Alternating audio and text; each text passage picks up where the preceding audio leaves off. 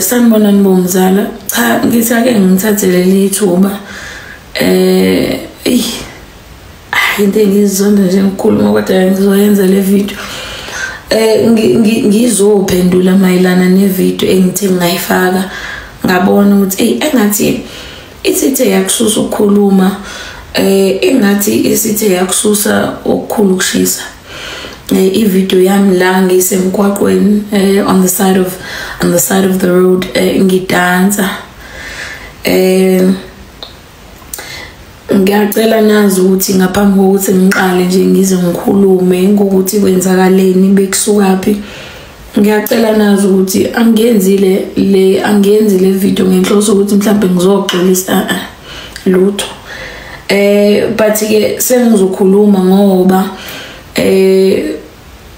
ngiyabona ukuthi engathi ziningi izinkulumo eseyisuka eseyihlose into ongasiyona so ngibonile ukuthi hayi mengibhala phansi yazi abantu khona into othi ukuyibhale phansi umuntu ayithatha ayibhekisele noma izwe ngendlela yakhe noma ayitwist so ngase ngithi hayi Mamphemba awukwenza ivideo cha ngiyengabonakala ke lapha ku freeway ku N3 Escort ngidansa nje nakhona ngize ngipaka lapha cha bese ngishayela isikhathi bengiphuma kude ayimani ngabona mengisondela kulela bridge lapha eScott akusavuma umuntu la awuyihlabe eceleni naye ngase ngiyihlabe eceleni imoto yami nakhona umnandi umoya esithe sawuthola lapha eduze kwalela dam yabo nje njengoba ubona ke kade ngipostile sishutha idam nobuhle nje bendawo wagcina umuntu ke esedansa out of fun ongikwenzile it wasn't meant to hurt anyone kodwa phela ngiyakwazi vele lokho nami sengimane ngiyasho ngoba ngiyazi ukuthi ezinye izinto sezenzeka ngoba ngupheni intuli kodwa okubebeka omunye umuntu nje ongasiyona upheni intuli cha lento would not even be up for discussion futhi ngaba yinakwanga nokunako kodwa phela ngiya understanda izinga mhlawumbe umsebenzi engwenzayo elingibeka kuwona ake siqale la ngiye ngabona ama comment amaningi ke la ethi utshwala buyangihlula kulabantu abasho njalo ngiyabona ukuthi nibasha la ekhaya cha mina uMamphemba indlela sompisa ukodide angiblokuthi utshwala so konke ngisuke ngikwenza ngisuke ngibheke ngamehlo ami omabili ngisuke ngikwenza ngiseyingqondweni ayikho into engiyenza ngingayazi ukuthi ngiyayenza ngoba asikho isidakamizwa engisuke ngisifaka emzimbeni wami okwesibili ngiye ngabona another comment from Omzala Bambethi this should be a new challenge this should not be a new challenge please don't be on the freeway doing what I did okay because it's not safe ngicela ningayenzi challenge le the reason kodwa ke ngizothi ngiyayenza le video ingoba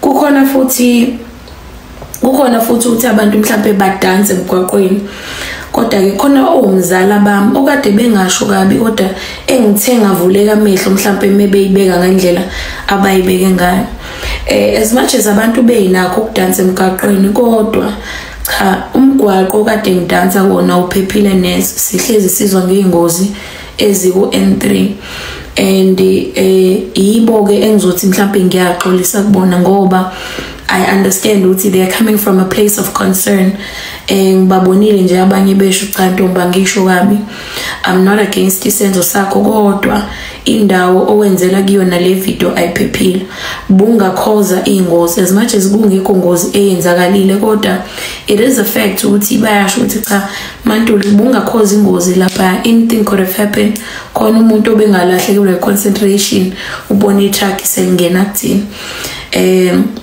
so cha indawo ade ngiyenzela kuyona iphephile hence nami ngisho ukuthi cha this should not be a new challenge ngayenzi nje lento engiyenzile okunye ke bengifisa ukuqondisa ngiye ngabona abanye babafowethu labethi iyona role model yezingane zethu le cha ake silungise lapho yabona njoba nginezingane akekho umuntu engimthwesa umthwalo wokuthi abe role model yezingane zami ngaphandle kwami. Mekhona into izingane zami eziyenza ngiyabaxoxela lelani ayenziwa lonto like ngoba yini, ngoba imina umzali wazo. Akekho umuntu okwi spotlight engithi izingane zami fanele ibukele kuyena. Lo muntu wenza umsebenzi wakhe, akazile ukuzokhulisa izingane zami.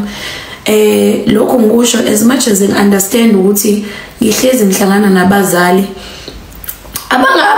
abangafuna ukushutha nami kodwa athi Pheni ngicela ushuthe nengane yami Victoria.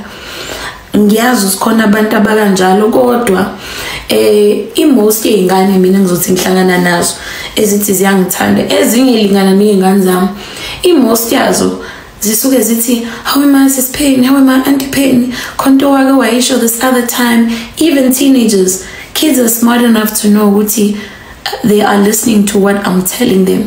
Uyabo?